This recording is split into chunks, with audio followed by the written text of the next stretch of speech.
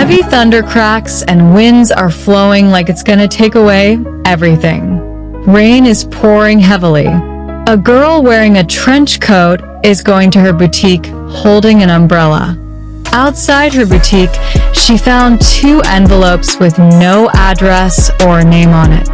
In it written, "You broke me, YN, but I still wear those scars you give me." And lastly, there is a name, JK.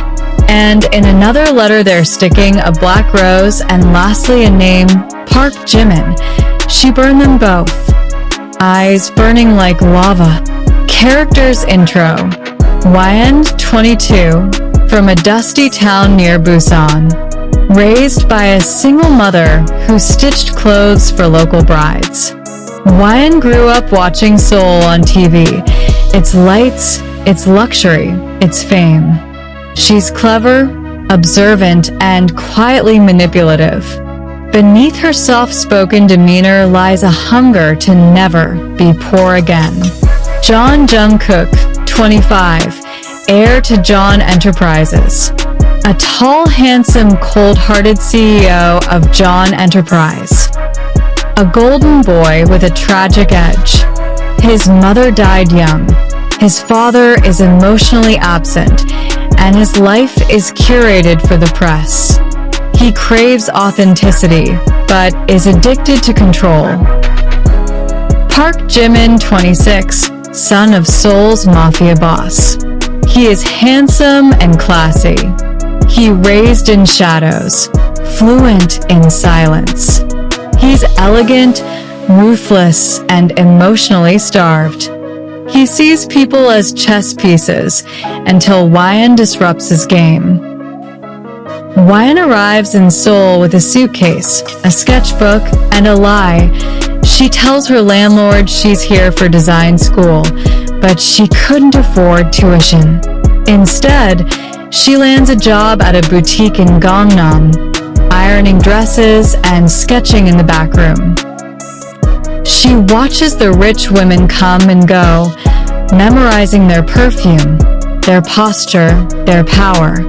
She learns quickly, money isn't just currency, it's armor. First encounter. One rainy day, afternoon. It's raining heavily outside.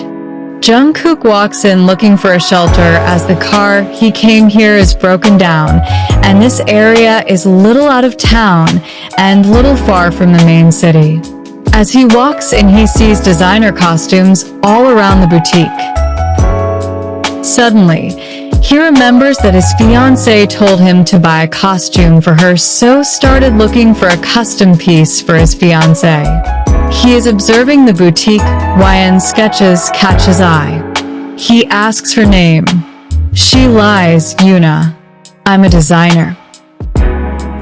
After looks at everything he wants, he does the payment, and after that Jungkook invites her to a gallery opening as he likes her bold and unique designs. She nodded her head with a big polite smile and said, "I'll definitely come."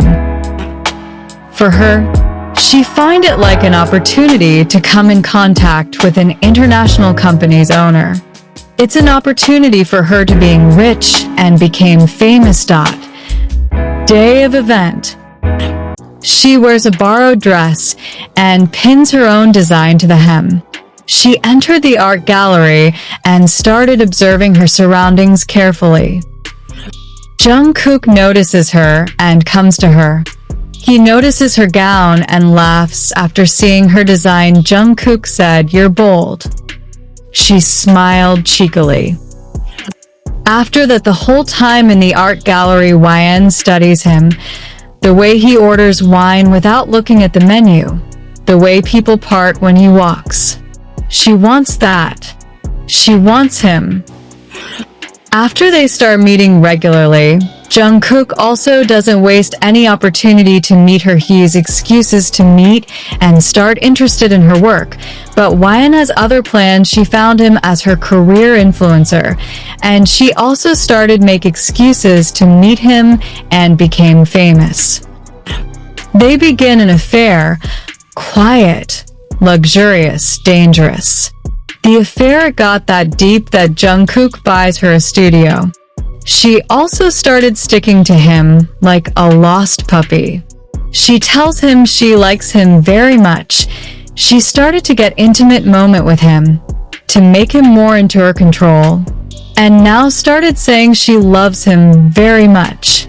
But she doesn't. She only loves what he represents: the luxurious, fame, money, power, and the access to his international company and into his family. Jungkook is engaged. His father controls his inheritance. YN knows she's disposable, so she starts collecting secrets about his business, his family, his weaknesses. On the other side, Jimin sees her at an underground fashion auction. She's wearing a dress stitched with barbed wire motifs. He's intrigued, more like curious, and got little charmed by her looks and grace, how she walks with grace, and how she handle everything, how she laughs, so elegantly yet so cautiously. He won't see her near him, so observe her movement, and then he sends her a note. Design for kings. Come meet one.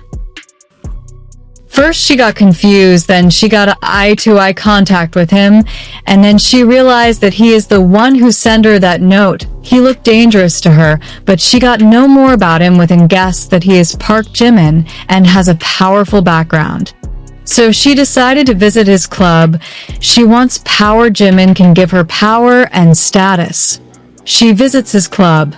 It's darker, quieter, more dangerous than Jungkook's world. Jimin, you come. I wouldn't expected that you will come. YN dash. Well, I have to. After their conversation, YN and Jimin offers her a contract to become her girlfriend, and in return he give her protection, power, and a studio in Itaewon. She hesitates, but later she accepts his proposal. Jimin, as a mafia, doesn't trust easily. First, he tests her skills, then her emotional setbacks.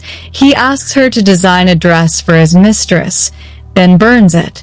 Jimin thinks she would like. She became afraid, but she doesn't even react. She doesn't even flinch a little. That's make him impressed by her. Soon after that, they became more close to each other, and after some time their meeting got more often than usual, and a twisted dark romance begins. He never says he loves her. She never asks. But he gives her access to his empire, his men, his money, his enemies. YN seeing this is a great opportunity for the both side, and she starts playing both sides. Not knowing the fate had other plans for her. Now YN learns to navigate Seoul's elite and underworld. She wears Jungkook's diamonds and Jimin's guns. She whispers to Jungkook about Jimin's deals. She tells Jimin about Jungkook's boardroom betrayals. She's careful. She never lies outright. She just edits the truth. But she doesn't know that every action has their own consequences and flaws. Like every coin has the both side, the heads and the tails. She started sleeping with both, but she cries with neither. Her designs become famous, dark, sensual, dangerous. She names her label Velvet Chains. The press calls her a prodigy. She smiles like a sun, but initially she knows she's not here to be loved. She's here to win. Days are passing and Jungkook becomes more obsessed with her and possessive towards her. She doesn't like it first, but now she can't head back. But one day they got into a big fight and YN leaves his mansion in anger. Jungkook also left the mansion in anger. He is working on his office, but suddenly Jungkook's got some information about YN through his mans. He finds out that YN is in contact with Park Jimin, his enemy. He asks his mans take him there. Reaching there, he spot her leaving Jimin's club. His blood is boiling in anger. He is internally broken after finding out, but still he hopes that it not come out like that. After seeing her still, there are no emotions on his face, but inside something becomes broken and empty again. He confronts her. "Jungkook, you used me," he says. "Tell me just why? I give you everything, still you chose to cheat on me. Wyan." "But why?" Wyan looking at him emotionless. She doesn't deny anything, there is no guilt on her face. She replies, "Wyan, I used what you gave me," saying that she doesn't even look at him and left from there. After that, Jungkook became a little distressed as he cut all the connection between them. He fully boycotts all her designs and her boutique. His father blacklists her. Her studio is raided. Her name is dragged through tabloids. She turns to Jimin hoping for some comfort or some connections to save her. But instead, he turned cold towards her after knowing she was playing with both the side. Emotionless, Jimin said, "You were leveraged. You are only a profitable thing to me, nothing else." Jimin again says, "Not love," saying that he turns around and also leaves her. Now she wanted to cry, but it's not in her blood to cry.